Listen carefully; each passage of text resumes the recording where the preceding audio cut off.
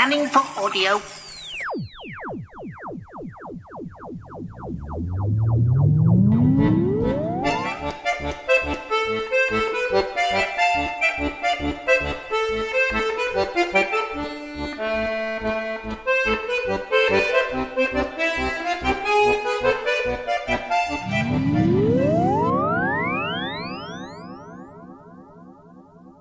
This is episode 0, but we recorded it second back in November 2021.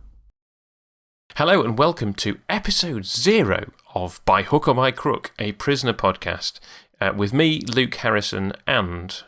Me, Michael Gilroy Sinclair. You don't often hear my full name.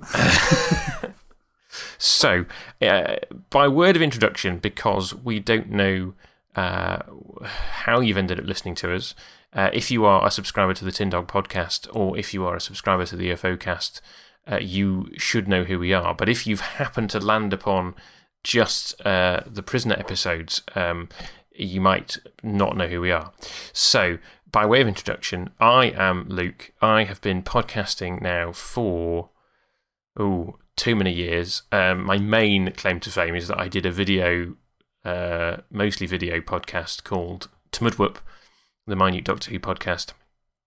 And since then, I have collaborated with Michael on the UFO cast, which was looking at Jerry Anderson's UFO. And now we're finally doing The Prisoner. And my esteemed co-host, Michael, is going to tell you a little bit about himself. Well, I'm the host of the Tin Dog podcast. I've been doing it for getting on for, 15 years now? This started, I think, during Tennant's first year.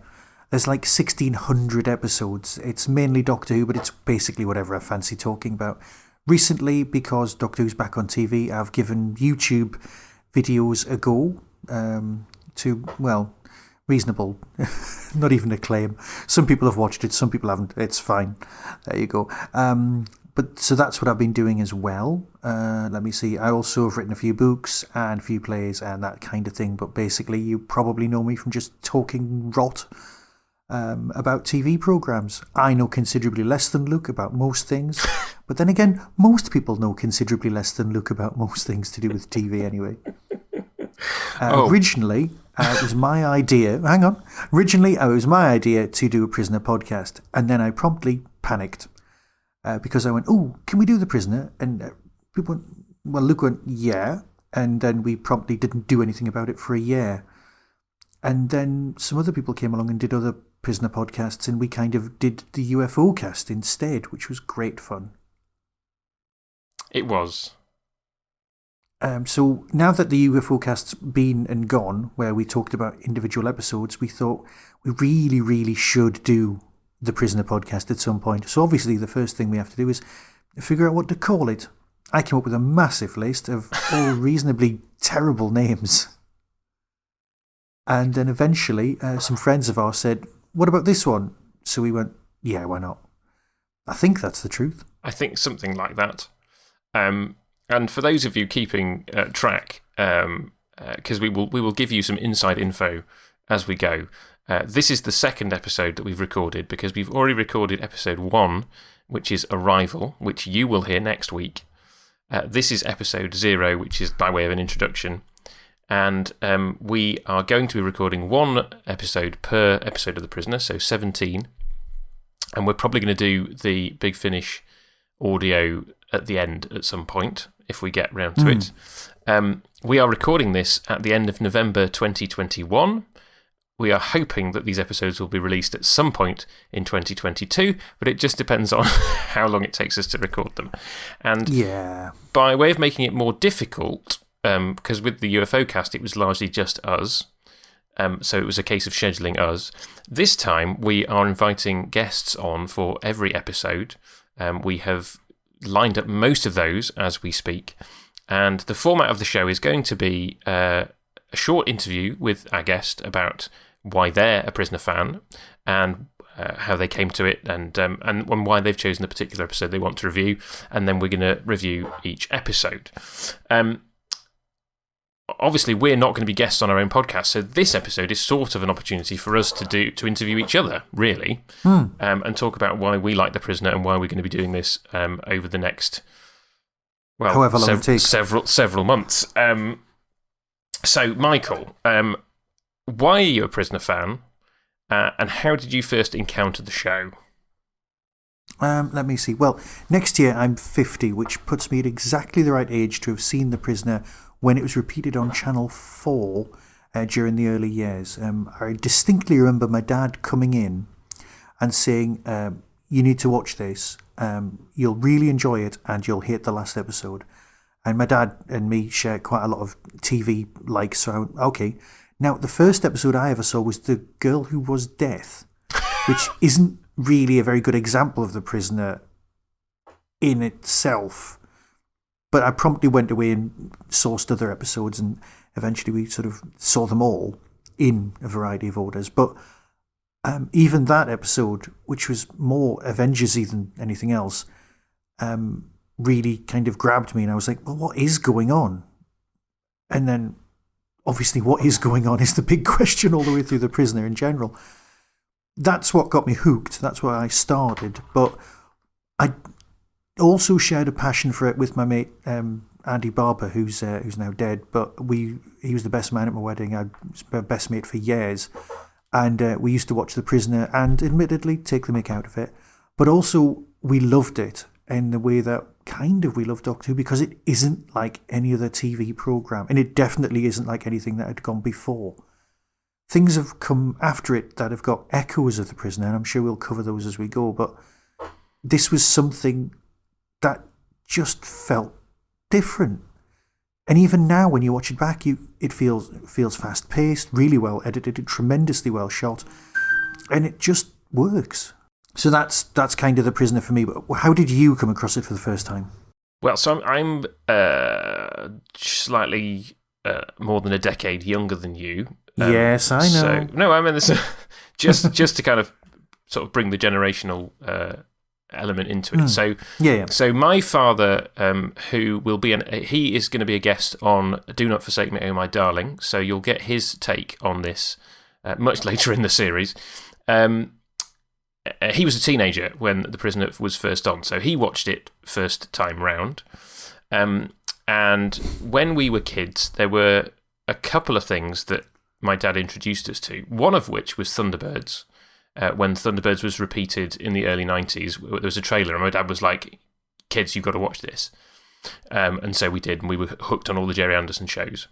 And then a little later, sometime in the 90s, Channel 4 must have repeated The Prisoner again, and my dad must have taped them. And I can't remember the details, so we might get a bit more of this from my dad and my brother, because my brother's going to be on as well. My brother started collecting The Prisoner on VHS, so I saw them in a completely random order. Certainly didn't start with Arrival. I think Checkmate was the first episode that I saw. So a sort of standard, in my opinion, slightly middling episode now, but it was my intro to the series, and I was hooked from the off. It was brilliant. And my dad spoiled the ending for me straight off in his explanation of what the show was. And just to say, we're assuming that some of our listeners have never watched The Prisoner before, so we're not going to do any spoilers up front now. We want you to experience the show as you go. So we will allude to things, but we're not going to outright spell out what happens. But there's something quite major that happens in the final episode in terms of answering or possibly not answering some questions in the show, and this was one of the key things that my dad told me from the off. So that was something that I knew from the start. Not that I think that actually changes much about how you watch the show, and we will come to that when we get to the end of the series.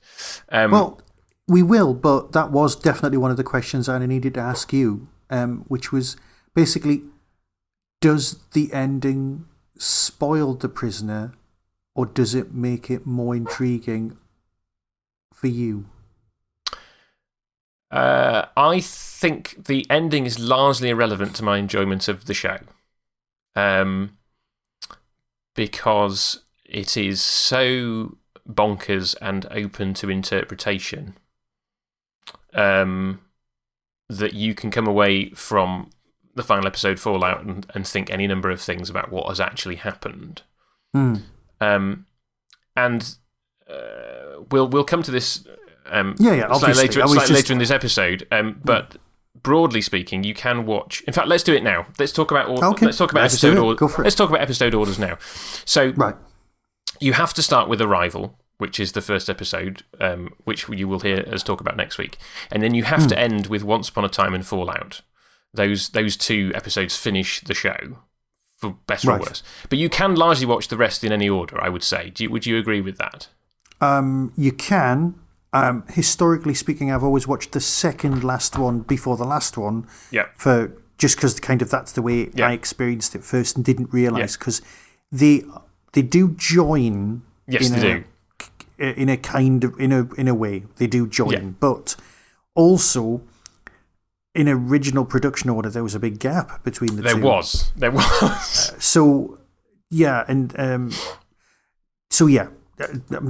I've been doing I've been reading Alex Cox's Prisoner book, and he does them in production order, which really does add quite a lot to the reading of what's going on, why it's going on, and the development of the characters and where they're going. So I must admit, when I listen to these back, I'll probably do it in that order just to see what it's like. So yeah, but that's kind of where I'm at. You can watch them in almost any order, because the first episode is a tiny squished up version of the whole series, which everything that you see in all of the other episodes is kind of alluded to or dealt with in episode 1. And then all of the baggage that affects the series from episode 2 to whatever it is at the end is almost dealt with at the end. The stuff that isn't the spy-related stuff. Yes. The stuff that's all about being an individual and all of that stuff that really drives Prisoner fans on. All that business is what's dealt with at the end. If that makes sense. That probably does doesn't. make sense. Yeah, okay, right. So, anyway, in terms of release order, we are going to follow the order of the Blu-ray, which I think is also the order that's on the current DVD release, but it's been released on DVD and VHS I don't know how many times. Yeah, and even a magazine you could collect. Oh, I didn't know that. Oh, no, there was one of those bit part works. You got all the episodes of Danger Man and all the episodes of The Prisoner, and with episode 1, special gift, you got a map of the village. I didn't buy that, but I did buy the map off eBay because I wanted it for the wall. And if we were filming this in my shed, you could see it on the wall behind me, because I do like a map of the village. Cool. I wish I had one. I've actually got one for you to give to you at the next convention. Next time I see you, I have a spare. Fantastic. Yeah. But yes, if you go on the Wikipedia page for The Prisoner, there are several other viewing orders that you might care to have a look at. And we are largely recording these episodes as and when people are available. So we will record in an entirely different order to the order that we release in. So it's going to be interesting experiencing The Prisoner in whatever order it is that we experience it in. But you will hear these in the order that they are on the Blu-ray. The Wikipedia page has various other orders that you can track down, but I think it's fascinating. Various people have tried to figure out the order that they should go in. There are some aspects of the Blu-ray order that I feel don't work, and we will get to those again as we go. What other reasons do you have for loving The Prisoner, Michael? I think it came to me it keeps coming back to me at various points in my life as an important thing. I've probably told this story on various other podcasts, but when I got married in North Wales. One of my favourite memories is me going to Portmeirion as part of my honeymoon and just spending the day there on a gloriously sunny day. So it affects, it means something to me on that level. There's also, the Portmeirion place as well, is very important because it's terribly atmospheric and wonderful. If ever you get the chance to visit, you should do it. But it is full of tourists, some of which aren't Prisoner fans. What's all that about? So that's great. But also, it's the way it deals with. It could be a very left-wing thing, it could be a very right-wing thing, but it's all about the individual versus the state, regardless of whether you know the state is on your side or not, because the state is always out for itself, regardless of what its political leanings are. It wants to survive, it wants to keep you in your place, and whether you want to be part of that or not needs to be your own decision, and it's all about individuality, but it's also about so many other things. There's educational episodes, it's just each individual episode deals with aspects of that, and it does come across on first viewing as quite as a spy thing that anyone can just access. It's a very accessible storyline, and it's until you start thinking about it you go, actually this is better than everything around it, or it's different. It might not be better, it's different, and it's very much its own thing. And obviously I've got a TV production background, and that's what I studied at university, media production, and it just speaks to me volumes about auteur theory and lots of other things that people can bang on about at university for hours. But basically it's the individual voice of the creators. Now normally that's to do with a producer or a writer or a director, which is what French auteur theory was all about an individual view of the world. The nearest American view would be like Orson Welles, somebody like that, somebody usually with a massive ego who manages to drive forward a project. But those things have become a lot more accessible with the rise of YouTube and things like that, because everyone's got their own vision that they can present to the world. But when things were expensive to make, that's what we were given here. And this is a TV program unlike any other, because it's almost all the work of three really focused individuals that bring everything together, And it's not just McGowan, the main actor, producer, writer, director's view. It's also the people around him, and it's just fascinating. So it just kind of draws you in. It speaks to me on lots of different levels. And also, it's quite nice just to shove on in the background, like most of us have done with Doctor Who. That's how it speaks to me. But what is it about it for you that just keeps bringing you back? I think I would agree with a lot of that. I think it was accessible enough to me as a kid. I can't quite recall exactly when I started, but I would have possibly been pre-teen. Certainly into my teen years when I was collecting it on VHS. It's one of the few things that I have owned on VHS, DVD, and Blu-ray. That shows you kind of how keen I am, and also just the fact that it was shot on film, as a lot of ITC shows were. So the ability to kind of rescan it, and it looks amazing and superb on the Blu-ray. And this is one of the things I want to talk to my dad about, because obviously my dad, watching it in 1967, probably watched it in black and white, which is weird because it's such a colourful show. Yeah. It's those early days of colour, and there's just so much visually going on. The production design is fantastic. Having visited Portmeirion as an adult last year, and just had that real sense that Portmeirion is not the village. The village is very much a creation of using Portmeirion, but seeing what they did with it.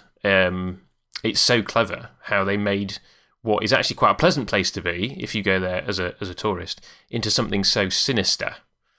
Because it's very sinister. The music, I've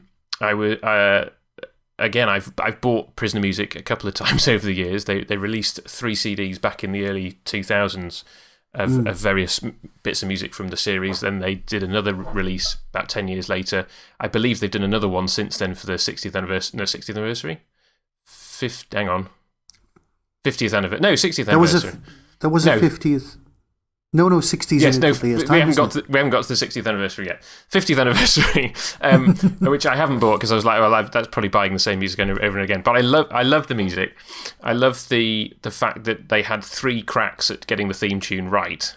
And even then, McGowan had to kind of cajole Ron Grainer into going, no, your piece of music's too slow. Well, let's make it faster. And then the fact that the score for the episodes is yet another composer. And then there's so much library music, and yet the whole thing feels like it's of a piece, like you were saying, because of the driving vision of Patrick McGoohan. In more recent years, I discovered the weird connection. No, it's not. It's a connection that I and every other Sheffielder has with Patrick McGoohan, in that he grew up there, and I hadn't realised that until recently. But there is apparently a Catholic community in Sheffield, and he and his family moved to Sheffield from Ireland as a kid, and he went to primary school there, went to secondary school there, and became an actor in Sheffield, which is weird for me to think, I grew up in the same place that this guy did, however many, 40, 50 years before me. And he is such a captivating presence. He's not the most likeable of people. I don't think you come away from The Prisoner liking number 6. I think you sympathise with him, but he's such an interesting character that he brings you back in. And I think the fact that it does end ambiguously is something I actually quite like about it, because it's one of those things that you can come back to and go, okay, well, what do I see now? And as a 37-year-old. I'm going to see different things to what I saw when I was 13. No, that's you hit the nail couldn't be any more hit on the head. It genuinely speaks. Weirdly, it just keeps speaking to us, and it keeps bringing us back. I mean, there are people who go, it's cult TV, usually meaning a bit kitsch or not particularly great, like The Tomorrow People or something like that. But this is cult in the sense of it actually has a cult around it. It's got 2 fan clubs. It's very rare that you get 2 primary sources of fandom, which I think's really impressive. I mean, even Doctor Who's basically got Dwas and everyone else in the world. And that's, you've got your Doctor Who, Australia and things like that. But with The Prisoner, it kind of speaks directly to him. And when they have the conventions, because at a Doctor Who convention, you get people dressing up as people from the show, aliens, monsters, characters, creatures, whatever, or just wearing T-shirts and things like that. But do you want to dress as the prisoner? Well, not really, because he's the prisoner, but it's great. And why did he not have a name? He's got a code name, which is like very complicated to remember, X something, and ZM73, I believe. That's the one. I might be wrong about that. No, you're completely right. That's the one that's in Big Finish anyway. I could remember the Big Finish one, and I couldn't remember if they'd used the same one. And then he keeps, there's Peter Smith, and even the script, he just refers to himself as P whenever he's referring to himself, because as in prisoner. Mm-hmm. So Peter, there's that. But I can't think of any other TV programs where it's like, let's not find. Well, obviously there's Doctor Who. Let's not find out his name. But there's whole episodes called The Name of the Doctor. And they just skirt round it. They call him 6. Right, now, I've got a memory, and it's one of those Mandela moments of Patrick McGoohan picking up the phone and going, number 6, and he goes, this phone is number 6, and then he gets referred to as number 6 because it's written on the phone. But I watched episode 1 the other day, and that line's not in it. I also remembered the shopkeeper opening a map gigantically, like almost in a comedy carry-on way, and that wasn't there either. Now, I know there's meant to be 2 versions of the pilot, but I'm thinking I'm adding bits to The Prisoner, or I'm dreaming about it because we're doing this, and I'm rewriting it, which is ridiculous. So it stays with you on like almost a subliminal level, which is weird because, that speed learn thing that they do in one of the episodes, I'm actually all for. I'd quite like to have a head full of facts that I could just access randomly. Oh, I do have a head full of facts that I access randomly, much to my wife's chagrin. Fair enough, yeah. It'll pass with age. Don't worry about it. Yes, and obviously that episode does pick apart the issues with that kind of learning, doesn't it? I had a thought there and it's gone. It's all right. Right. One of the other things that I like about The Prisoner is how unsexy it is. You're not wrong. Because you wouldn't... And in fact, when they remade The Prisoner, what now, 10, 2006? 10, 12 years ago. Which I don't plan to revisit ever because I didn't enjoy it. See, I've bought it on Blu-ray just in case we do get round to it, but I've not watched it yet. Part of my recollection of that show is that there was an ongoing kind of like plot going alongside him being in the village, which was basically him having a one-night stand with this woman played by Hayley Atwell. I might have got that wrong, but there was a distinct element of that going on. And Patrick McGoohan famously turned down the role of James Bond because, on moral grounds, as far as I'm aware. That's what it seems to be whenever you read about it. It's always skirted over as if you already know these facts, and you're like, no, tell me more. What I do, there is a story about Danger Man as well. So The Prisoner is a sort of spiritual successor to Danger Man, in that lots of people think that because he played John Drake, the secret agent, in Danger Man, that he's playing the same character in The Prisoner, but that's never confirmed. And you do have a crossover of at least one character from Danger Man into The Prisoner in the form of Potter. But anyway, that's all by the by. The story goes, and I'm sure people who are better in the know will write in and tell me that I'm wrong about this, but the story goes that on the first episode of Danger Man, in the mould of James Bond, after the story is finished, he ends up in bed with the woman of the week. And McGoohan just said, I'm not doing that. I don't want to do that kind of stuff on TV. And that never happened again. Like, he obviously had the star power to kind of make that happen. And although it's not like the village doesn't try as a method of breaking him, it doesn't try to involve him romantically with various women. He never falls into that. He never seems to be particularly interested. And there is, again, don't want to spoil things, there is a reason for that we discover in Do Not Forsake Me, My Darling. We kind of discover the reason for that. And it's one of the things that I appreciate about the show, that you have this, this moral hero. It's almost like the show takes the road less travelled as well, because it's not something. I suppose there is and there isn't sexual chemistry between Steed and Mrs. Peel. I'm just thinking of a spy TV programme that's of a comparable time that has weirdness going on. Right, but there is and there isn't kind of chemistry. There is if you want to see it, and there isn't if you don't want to see it. But in The Prisoner, there just isn't. It's like it's a major point. They send the in the Alex Cox books, he refers to as the sexy French maid, and I was like, which character is that? And I'm going, oh yeah, the housekeeper, right? Because obviously I'd not read that. I'm thinking, Alex, you need to calm down now. She'd just been sent to clean the house. It was like, okay, let's leave it. But I think is she number 66 or something? She's got the same badge number as the shopkeeper, which you can only see on Blu-ray because he actually changes badge halfway through the scene, which again you can only see on a gigantic telly. But she's there, and then there's Cobb's mistress, who's referred in the script as woman, which is ridiculous. But we can deal with all of that business as we come to it. Yes, we'll talk more about that next week. There's a lot of female characters. We've already recorded. True. There's a lot of female characters in this, loads more than you would expect. It's kind of comparable to Blake 7, where you just go, oh yeah, look, there's a woman doing a great part. That may have been written for a man, but nobody cares, and it's great. There should have been more women in it, but it's 1967, 66? Yeah. But that's what I like about it. That apart from when the plot requires it, and it doesn't happen very often that they try and get somebody to seduce him. But largely, they're not there as sex objects, which, let's face it, this is a criticism we had of UFO. That has dated quite badly in that regard, although it does make some strides towards the end. And if you want a much more detailed commentary from Malcolm? Why am I calling you Malcolm?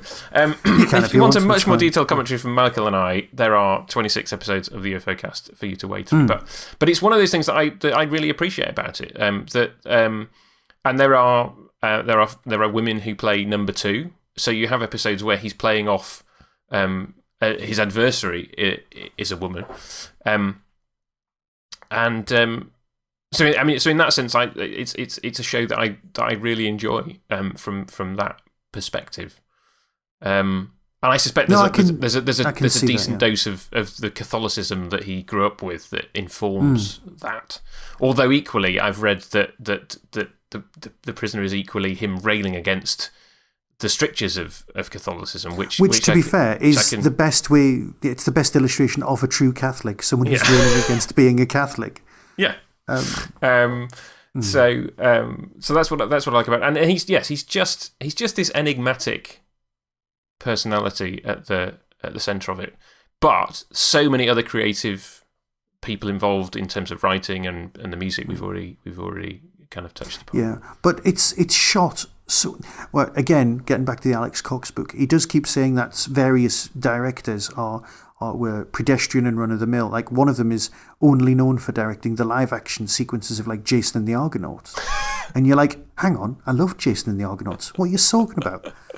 And being able to do what he called a pedestrian job of making sure everyone's in shot, in frame, well lit, and you get the recording and you get the shot you need. As far as I'm concerned, that's a good director. That's not somebody who's pedestrian. That's somebody who gets the job done, gets it done properly, and captures the essence of the performance.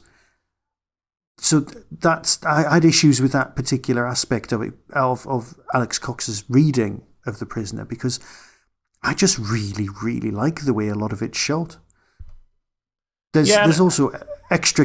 I think the thing that's important as well that we really haven't touched on is that apart from The Prisoner, the bloke who runs the surveillance area and the butler, they're your only three cast that's in every episode or most episodes. Well, no, and even the guy who runs the surveillance area, I think in my mind you tend to think of Peter Swanick, the bald guy, but actually there are any number of people that play that role throughout the series.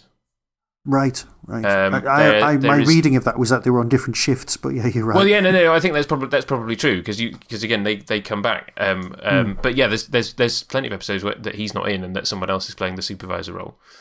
Right. So because everyone changes so much, the village, whoever's running it, and really as it's dealt with in the program, it doesn't matter who's running it. It's just the fact that it exists. Is the other character. So there's the village and there's the prisoner, and that's it. Everybody else is interchangeable. Yes. Can be swapped in and out because of the nature of the show, which is unheard of.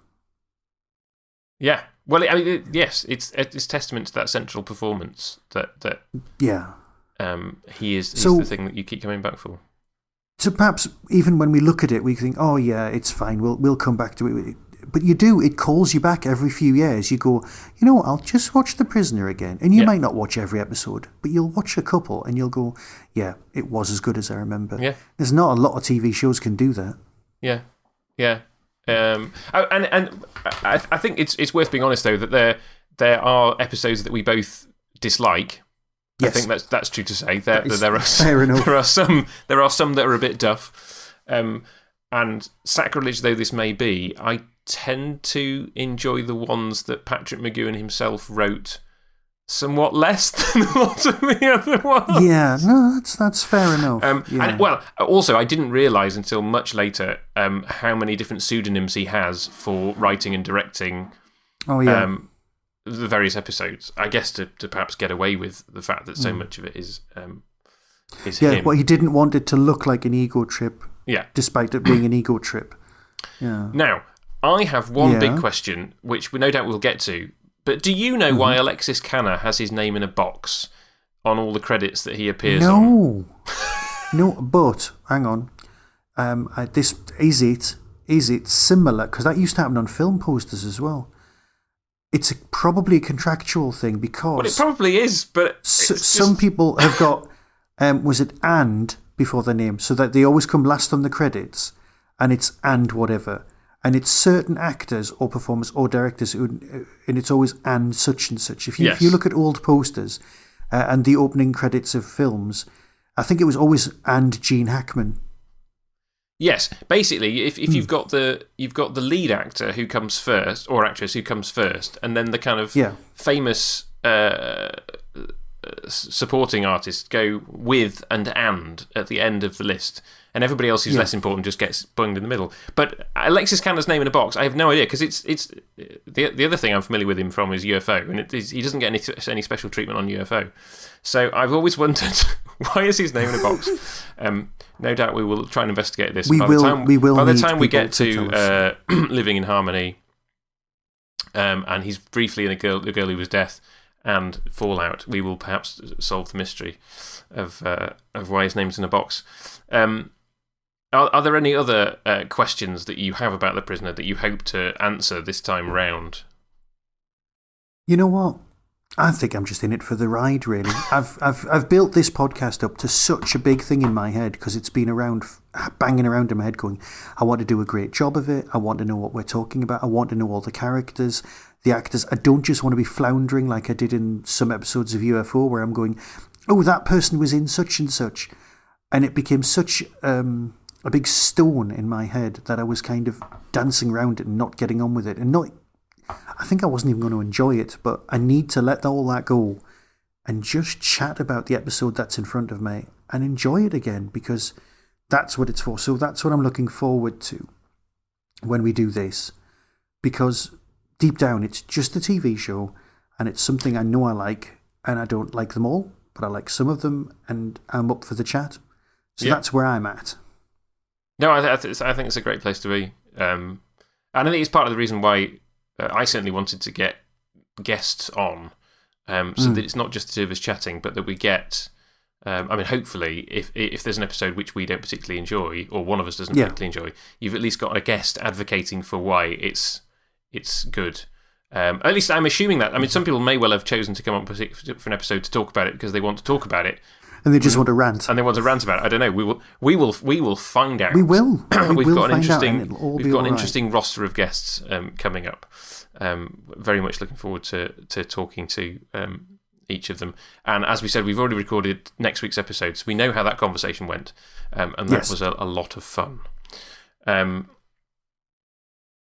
Do we have anything else we want to talk about before we wrap up? Historically speaking, just so that anybody new listening, the way we used to finish the UFO cast was to discuss people who were also in Doctor Who and The Prisoner. Well, if you want to know if they were in UFO and The Prisoner, then listen to that. Yeah. But I think, just for new listeners, we'll be definitely discussing where have we seen them before. Now, historically speaking, Luke's much better at this than me, but that's fine. I'm quite willing to play along. Yes, I mean, we kind of did it the wrong way around last time, in that I would do the research and go, which Doctor Who actors did you spot in that episode of UFO? And you'd be like, I don't know. Was it the bloke inside Third Dalek from the left? And you'd go, yes. Yes. I mean, I can confirm already that we missed one in doing Arrival. So that I'm going to warn you now, if you're kind of going to get to Arrival next week and you go, oh, there was that tiny bit part that Luke didn't spot. He knows.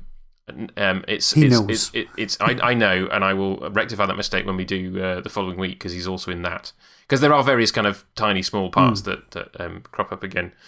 And we will also be commenting on like other actors, like the actors that play number 2 are always worth talking about. And where we've. I also want to discuss as we go whether the prisoner is Danger Man or not. Or if he's not, what job did he have? I'd like to do that as we go. Well, that's the other question. Have you ever watched any Danger Man, Michael? I've seen 2 episodes a long time ago. Ditto. And it was kind of James Bondy, not quite up to Avengers standards. I think there's a couple of episodes on the Blu-ray. I've seen those because they're the ones that refer back to that are a bit influenced. They use the same location. So they do come as a gift as part of the Blu-ray box set. So those ones I've definitely seen. So we can discuss that if we want. I'm pretty tight. It's our show. We can do whatever we want. We can do what we want. I mean, to me, it doesn't really matter who he is. That's largely irrelevant to the outcome of the show. And it's largely irrelevant who runs the village. As you said before, it's one of those questions that is left ambiguous. Just the fact that like pretty much everybody who is involved is British, makes you wonder like what's going on. But equally, that's just like the fact that it's a British show, and so most of the actors are British. Yeah, well, that is something McGowan's got going for him, definitely. Apart from, definitely good-looking bloke, he's got a voice that is, it's not even mid-Atlantic, it is American, it is Canadian, and it is British, and it is Irish, all at the same time. Yeah, yes. So the guy gets to play, where's he from? He's from everywhere. Yes. Where they're going to sell this to. And certainly that's one of the things that counts against him being John Drake, because as John Drake, he sounds a lot more American. Right. Yeah, that makes sense. Whereas number 6, he's like, what is that accent? And it's a product of the fact that he was born in America, did some growing up in Ireland, did some growing up in Sheffield, had a stage career around the UK. I'm not sensing a lot of Yorkshire accent in there. No, I mean, that was the thing. That was when I was surprised when I discovered that that's where he grew up. I was like, yeah, okay. It doesn't sound like a Sheffielder at all. Not that I sound much like a Sheffielder either. No, it's all right. I've lived in Yorkshire now for best part of 16, 17 years, and people ask me which part of Ireland I'm from when I'm from Newcastle upon Tyne. They have no idea. It's because I don't sound like Jimmy Nail, but you can kind of tell where I'm from. Oh, you're very clearly a Geordie, Michael. You're very clearly a Geordie. Well, we'll get back to you on that one. Yes. So I think that's probably enough. I think it is. Introductory waffle. We will see you again next week with Arrival, and our guests will be Stephen and Erica, who, if you're Prisoner fans, you will know from In the Village, which was their Prisoner podcast from about 4 or 5 years ago. You might know them better for the Doctor Who podcasts that they are on, Radio Free Skaro and Verity, and their own podcast, Lazy. I mean, they are just Podcast Central. So they will be joining us for next week. At one point I do call them monsters of podcasts. I meant to call them giants of podcasting, but my head just completely got messed up. So can I apologise now for something that you've not heard? Why would I call them that? I'm a fool.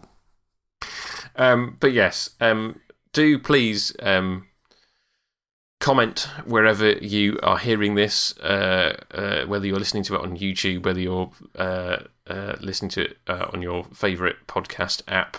Head over because this will be hosted on the UFOcast website, so head over to ufocast.co.uk to comment. We'd love to hear what you think of our podcast, and please do join the discussion. Let us know why you love The Prisoner, and in subsequent weeks, let us know what you think of each episode as we go. Michael, you have had the most appropriate sign-off on your podcasts for years for a prison podcast. So I guess it's time for me to say, be seeing you. Be seeing you.